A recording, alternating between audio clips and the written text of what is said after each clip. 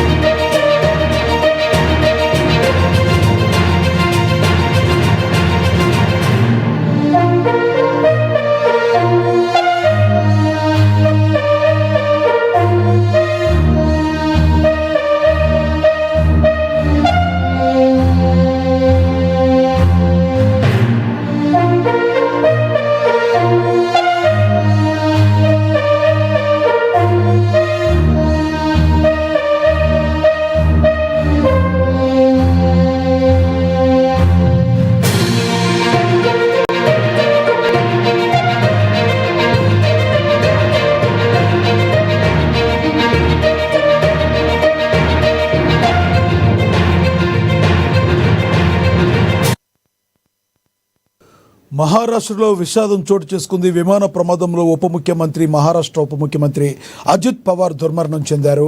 ఉదయం ఆయన ప్రయాణిస్తున్న విమానం బారామతిలో కుప్పకూలిపోయింది. ఈ దుర్ఘటనలో పవార్తో పాటుగా మరో 6 ప్రాణాలు కోల్పోయారు. జిల్లా పరిషత్ ఎన్నికల ప్రచారం నిమిత్తం ముంబై నుంచి బారామతి వెళుతుండగా ఈ ఘటన చోటు చేసుకుంది. ఇక సాంకేతిక లోపం కారణంగానే ఈ ఘటన చోటు చేసుకున్నట్లుగా సమాచారం. ముంబై నుంచి బయలుదేరిన గంట తర్వాత విమానంలో సమస్య తలెత్తింది. ఎమర్జెన్సీ ల్యాండింగ్ సమయంలో విమానం అదుపు తప్పి కూలిపోయింది. ఆ వెంటనే భారీగా మంటలు చెలరేగాయి. విమాన ప్రమాదంపై డీజీసీఏ స్పందించింది. విమానంలో ఎవరూ బతికి లేరని వెల్లడించింది. ఇదే విషయానికి సంబంధించి మరింత సమాచారాన్ని Indian air force ex service men Prasad గారు ఉన్నారు, బొద్దుల ప్రసాద్ గారు, ఆయనతో మాట్లాడదాం. ప్రసాద్ గారు నమస్తే సార్. నమస్కారం అండి. ప్రసాద్ గారు, విమాన ప్రమాదంలో ఈరోజు మహారాష్ట్ర ఉప ముఖ్యమంత్రి అజిత్ పవార్ మరణించడం మరి దిగ్భ్రాంతిని వ్యక్తం చేస్తున్నారు అందరూ కూడా. తరచుగా ఈ విమాన ప్రమాదాలు ఎక్కువగా జరుగుతున్నాయి. ప్రధాన కారణాలు ఏంటంటారు? ఏం చేస్తే ఈ విమాన ప్రమాదాలు జరగకుండా అడ్డుకోగలం? దానికి గల పరిష్కార మార్గాలు ఏమున్నాయి అంటారు అసలు? నమస్కారం అండి. మీకును ఏఎన్ఎన్ ప్రేక్షకులందరికీ కూడా నమస్కారం సార్. చెప్పండి సార్. నమస్తే సార్. వెరీ సాడ్ న్యూస్ అండి. ఎర్లీ మార్నింగ్ దేశం ఒక మంచి లీడర్ని కోల్పోయిందని నేను భావిస్తున్నాను. నాకున్న అనుభవంతో, నేను చాలా చిన్న ఉద్యోగినే విమాన దీంట్లో టెక్నికల్ అయినప్పటికీ నాకున్న అనుభవం ప్రకారం అండి, ఈ విమాన ప్రమాదం ఇది నాకు తెలిసిన న్యూస్ సమాచారం ప్రకారం ఏంటంటే, ల్యాండింగ్ అవుతున్న టైంలో ఇట్ ఈస్ క్రాష్ ల్యాండెడ్ అని వచ్చింది ఇన్ఫర్మేషన్ నాకు. క్రాష్ ల్యాండెడ్ అంటే 2 ఫ్యాక్టర్స్ ఉంటాయండి. ఒకటి అండర్ క్యారేజ్, అంటే కింద వీల్స్ ఉంటాయి విమానంలో. ఫ్లై అయ్యేటప్పుడు, డౌన్ ల్యాండ్ అయ్యేటప్పుడు అవి ఓపెన్ అయ్యి వాటి మీద ల్యాండ్ అవుతారు. అవి ఓపెన్ అయినాయా లేదా అనేది ఇంకా మనకి ఇన్ఫర్మేషన్ లేదు. ఒకవేళ ఓపెన్ అవ్వకపోతే some technical problem, there is nobody to be technically they are not checked properly. ఎందుకంటే ప్రతి ఎయిర్క్రాఫ్ట్ని ఫ్లైట్కి ముందు అంతా టోటల్లీ ఇన్స్పెక్ట్ చేయాలి. అక్కడ లోపం జరిగి ఉండాలి అని నా అభిప్రాయం అండి. లేదు అది ఎక్స్టాండ్ అండర్ క్యారేజ్ బయటకు వచ్చిన తర్వాత క్రాష్ ల్యాండింగ్ అయింది అంటే యాక్చువల్లీ పైలట్ ఏమన్నా లోపంగా ఇదేంటి ల్యాండ్ రన్వే వచ్చిందని అజ్యూమ్ చేసుకుని దాని మీద ల్యాండ్ అయ్యాడా, లేకపోతే కొంచెం గ్యాప్ ఉండగానే ల్యాండింగ్ ఇచ్చేస్తారు. సడన్ గా డౌన్ చేసినప్పుడు కూడా అది అండర్ క్యారేజ్ విరిగిపోయి లోపలికి వెళ్ళిపోయి అది కూడా అవ్వచ్చు. దేర్ ఆర్ 2 ఫ్యాక్టర్స్, అంటే టెక్నికల్ అయ్యి ఉండొచ్చు, హ్యూమన్ ఎర్రర్ అయ్యి ఉండొచ్చు. So we have to find out. అది రావాలి మనకి, ఇంకా ఇన్ఫర్మేషన్ రాలేదు. We cannot go beyond that. Prasad గారు, ఇంకొకటి, తరచుగా ఇలా ప్రమాదాలు జరుగుతున్నాయి. దీని మీద కేంద్రం ఎటువంటి చర్యలు తీసుకోవాల్సి ఉంటుందంటారు ఇలాంటివి జరగకుండా ఉండటానికి? పౌర విమానయాన శాఖ మంత్రి రామ్మోహన్ నాయుడు కూడా ఇప్పుడు మరి మన తెలుగు వాడైన రామ్మోహన్ నాయుడు మీద ఏమైనా స్ట్రెస్ ఉంటుందంటారా? తరచుగా ఇలాంటి ప్రమాదాలు జరుగుతూ ఉండటం, ఒక లోపాలు ఉండటం, రాడార్తో సంబంధాలు తెలిగిపోవటం, సామాన్యుడికి విమానం ఎక్కాలనేది ఒక కలగా ఉంటుంది. కానీ ఇలాంటివి జరుగుతున్నప్పుడు ఎందుకు వచ్చిందిరా బాబు అని విమానాలు ఎక్కడం కూడా మానేసే పరిస్థితి వస్తుందంటారా? ఈ మధ్య కాలంలోనే సామాన్యుడు కూడా విమానం ఎక్కడాన్ని మనం గమనిస్తూ ఉన్నాం. కానీ తరచూ ఇలాంటి ప్రమాదాలు VIP